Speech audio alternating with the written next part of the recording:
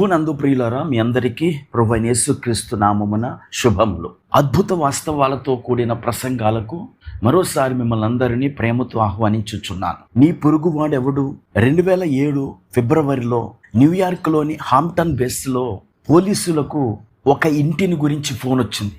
ఆ ఇంటి వాటర్ పైపులు పగిలిపోయి నీరు కారుతుంటే పక్క వాళ్ళు చూసి పోలీసులకు ఫోన్ చేశారు. పోలీసులు వచ్చి ఆ ఇంట్లోనికి ప్రవేశించినప్పుడు వారికి కనిపించిన దృశ్యం ఎంతో విషాదకరమైనది. విన్సెంజో రికార్డో అనే ఒక 70 సంవత్సరాల వ్యక్తి తన ఇంట్లో కుర్చీలో కూర్చుని టీవీ చూస్తున్న స్థితిలో చనిపోయి ఉన్నాడు. అతని ముందు టెలివిజన్ ఇంకా ఆన్లోనే ఉంది, లైట్ వెలుగుతూనే ఉంది. ఆశ్చర్యకరమైన విషయం ఏమిటంటే 1 రోజు కాదు, 2 రోజులు కాదు, సంవత్సరం పైగా అతడు చనిపోయి ఉన్నాడు. చుట్టుపక్కల వాళ్ళు ఎవ్వరూ పట్టించుకోలేదు, ఎవరు చూడలేదు. అతని భార్య అప్పటికే చనిపోయింది. అతడు ఒంటరిగా జీవిస్తున్నాడు. అతనికి మధుమేహం ఉంది, చూపు కూడా కోల్పోయాడు.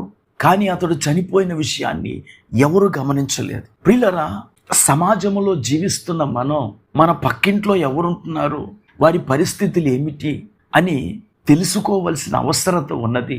ముఖ్యంగా క్రైస్తవులైన వారికి అలా తెలుసుకొనుట దేవుని యొక్క వాక్యం. పోలీసులు వచ్చి ఆ రికార్డో గురించి అడిగినప్పుడు అతడు ఏదో ఆసుపత్రిలోనో లేదా నర్సింగ్ హోమ్లోనో ఉండుంటాడు అనుకున్నాము అన్నారే గాని అతని గురించి తెలుసుకోలేకపోయారు. ప్రియులరా, ఈ సంఘటన మనల్ని ప్రశ్నిస్తోంది. మన పక్కింట్లో నివసించే వ్యక్తి మనకు పొరుగువాడేనా? ఒక వీధిలో నివసిస్తున్న వారు, ఒకే అపార్ట్మెంట్లో ఉంటున్న వారు, రోజు ఎదురు పడుతున్న వారు మనకు పొరుగువారుగా ఉండాలి. ఒక మనిషి బాధను గమనించి అతని అవసరాన్ని పట్టించుకొని అతని కోసం సమయం కేటాయించినప్పుడే మనం అతనికి నిజమైన పొరుగు వాళ్ళం అవుతాం. లూకా రాసిన సువార్తలో యేసు ప్రభువారు పొరుగువాడెవరు అని విషయాన్ని చెప్పటానికి ఒక ఉదంతాన్ని చెప్పారు. ఒక వ్యక్తి దొంగల చేత దోచుకొనబడి కొట్టబడి కొరప్రాణముతో దారి ప్రక్కన పడి ఉన్నాడు. ఆ దారి గుండా ఒక యాజకుడు వెళ్ళాడు, చూచాడు, పట్టించుకోలేదు. లేవీయుడు వెళ్ళాడు, చూచాడు, పట్టించుకోలేదు. కానీ ఒక సమరయుడు వెళ్ళాడు.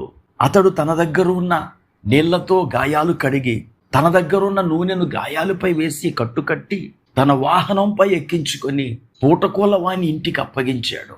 యేసుప్రభు వారు అన్నారు, ఇతడే నిజమైన పొరుగువాడు. ఎవరైతే మనలను పలకరించి సహాయం చేస్తారో వాళ్ళే మన పొరుగువారు. ఈరోజు మీ వీధిలో ఉన్న వారిని, మీ పక్కింట్లో ఉన్న వారిని, మీ ఎదురు అపార్ట్మెంట్లో ఉన్న వారిని పలకరించండి.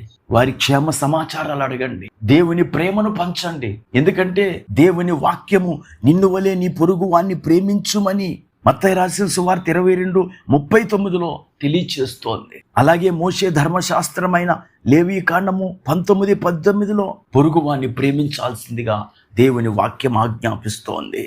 ఈ మాటలు వింటున్న ప్రియ స్నేహితుడా, క్రైస్తవునిగా దేవుని ప్రేమను పంచండి. మీ వీధిలో మీకెదురైన వారిని, మీ చుట్టుపక్కల ఉన్న వారిని పలకరించి వారి అవసరాల కొరకు చేయగలిగినంత సహాయం చేయండి.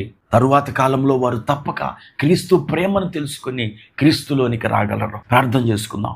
కృపా కనికరం కలిగిన మా తండ్రి, నీకు వందనాలు. ఈ మాటలు వింటున్న ప్రతి ఒక్కరిలో నీ ప్రేమను కుమ్మరించి మా పక్కింట్లో ఉన్న వారి పట్ల, ఎదురింట్లో ఉన్న వారి పట్ల నీ ప్రేమను చూపిస్తూ నిజమైన పొరుగు వారి వలె మేము ఉండుటకు కృప చూపమని యేసుక్రీస్తు నామమున ప్రార్థించి వేడుకుంటున్నాము. ఆమేన్.